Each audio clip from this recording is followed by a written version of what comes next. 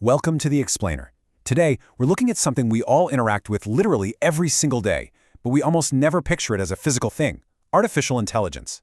We always talk about AI and the internet living up in the cloud. But let's be real, the cloud isn't some fluffy, weightless mist floating above us. It's physical. It's massive buildings made of steel, concrete, silicon, and miles upon miles of cabling. And because it's physical, it needs physical resources. We hear constantly about the electricity AI needs, right? But there is another massive, completely unexpected reality playing out across the globe right now. It's immense, almost unquenchable thirst for fresh water. So today, we're taking a clear-eyed look at this hidden infrastructure challenge: AI's water debt.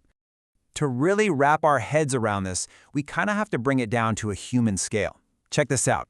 A 2023 study from UC Riverside estimated that just a standard AI chat session, say roughly 10 to 50 queries, depending on how complex the model is, that session consumes about a standard 500 milliliter bottle of fresh water. Now, pause for a second.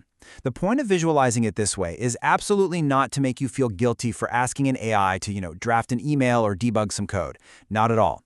It's really just to reframe how we think about our digital actions. Every single time a complex algorithm processes your prompt, an actual physical machine somewhere on Earth has to do some serious heavy lifting, and that machine gets incredibly hot. Which brings us to Section 1, the energy-water bridge. Let's look at the actual physics of how a digital query turns into physical water consumption. Okay, let's break down this concept of evaporative cooling. You see, AI workloads have fundamentally shifted how data centers are designed. We're moving away from your traditional computers that handle intermittent tasks over to these massive, accelerated servers doing continuous, super high-intensity computation that literally never sleeps.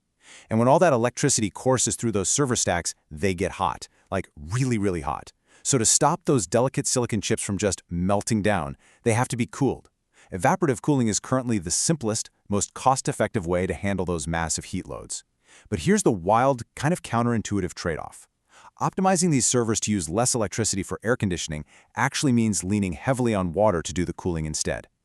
So here's exactly how that energy-water bridge works in practice. Step 1, electricity powers the AI servers. Step 2, those hard-working servers generate a ton of intense heat.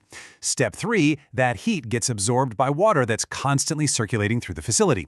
And finally, Step 4. That hot water is sent to cooling towers, where it evaporates into the atmosphere to release the heat.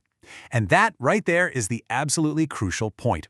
The water used here doesn't just circle back down a drain to be treated and returned to the local river. A huge chunk of it evaporates. Just poof, gone. Removed from the local water basin entirely. And because salty or brackish water would completely corrode all that delicate cooling machinery, these centers usually have to draw directly from clean, municipal freshwater supplies. Understanding one facility is one thing, but AI is a global phenomenon. Let's zoom out to Section 2, the water problem, to see the staggering scale of this. And honestly, this projection brilliantly illustrates the trajectory we're on right now. Just look at the massive jump in direct water consumption projected between 2024 and 2028. Pay special attention to that light blue section that represents hyperscale AI data centers. Driven by the AI boom, annual water consumption for cooling and electricity generation by these facilities is projected to hit a mind-boggling 1,168 billion liters by 2028. That is an 11-fold increase from where we are right now.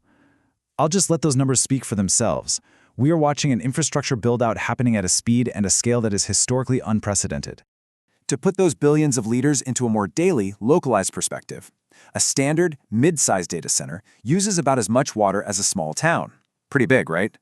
But a modern AI-focused hyperscale data center, one of those facilities can demand up to 5 million gallons of water every single day. That is the exact same daily water usage as an entire city of 50,000 people. So when a hyperscale center moves into a region, from the perspective of the local water utility, it's effectively like building a brand new mid-sized city overnight. And that brings us right into Section 3, the geography problem. Because these data centers don't just exist in a vacuum, they exist in physical locations, and water stress is a profoundly local issue. Take Northern Virginia, for example, famously known as Data Center Alley. Local facilities there already consume roughly 150 million gallons of water every single day. Then look at Texas. It's a very business-friendly state, but it already faces significant groundwater depletion. Down there, data center water use is projected to reach 399 billion gallons by 2030. To visualize that, it's basically the equivalent of dropping the water level of Lake Mead, the largest reservoir in the entire U.S., by more than 16 feet in just 1 year. And in Chile, a massive data center project was completely halted by a court order, simply because the region is nearing its 15th straight year of unprecedented drought. Again, this isn't some comic book story of corporate villainy. It's a profound civic planning and zoning challenge. We've seen over 160 new AI data centers spring up across the U.S. in just the past 3 years alone, often in places with already scarce water resources, which strains local utilities right when they're stretched super thin during hot summer months. So if these numbers are so absolutely vital to municipal planning, you're probably wondering why we don't have perfect, up-to-the-minute data on AI's exact water use. Well, that leads us to Section 4, the disclosure gap. The Environmental Law Institute really hit the nail on the head here. They noted, transparency remains a major challenge. This lack of standardized reporting makes it difficult to compare companies' water usage. Right now, getting the exact numbers is incredibly tough. Why? Because a lot of tech companies simply don't separate out their AI workloads from their general cloud metrics in their public sustainability reports. On top of that, water use reporting just isn't standardized the way carbon emissions reporting is. Some companies report their direct water use, but they'll completely leave out all the indirect water that gets used by the power plants generating their electricity. But hey, here's the good news. This is a totally solvable policy hurdle. Establishing strict, standardized metrics like water usage effectiveness, or WEU, can give local planners the exact reliable data they need to make smart zoning decisions. And the tech industry and local governments definitely aren't just sitting idle as this challenge scales up. Let's pivot to Section 5, what is being done, and look at the actual innovations happening right now. On the tech side, we are seeing some incredible innovation in how servers are cooled. Let's compare the two main methods. On the left, you've got traditional evaporative cooling, which, as we discussed, relies on evaporating millions of gallons of fresh water. But on the right, you're looking at the future, immersion liquid cooling. In this setup, the IT equipment is literally dunked, submerged in a non-conductive synthetic fluid to dissipate the heat inside a closed loop. Because that fluid doesn't evaporate away into the sky, the water loss is practically zero. Plus, it allows for much denser server setups.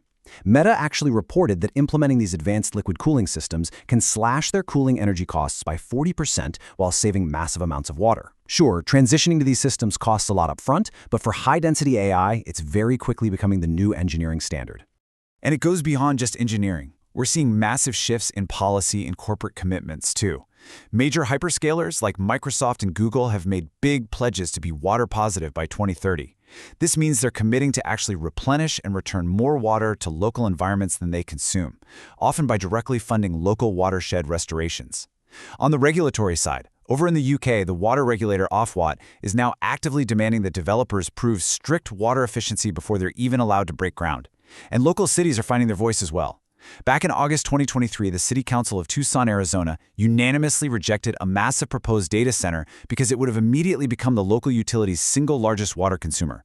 Communities are stepping up. They're realizing they have the power to dictate the terms of how their local resources are used.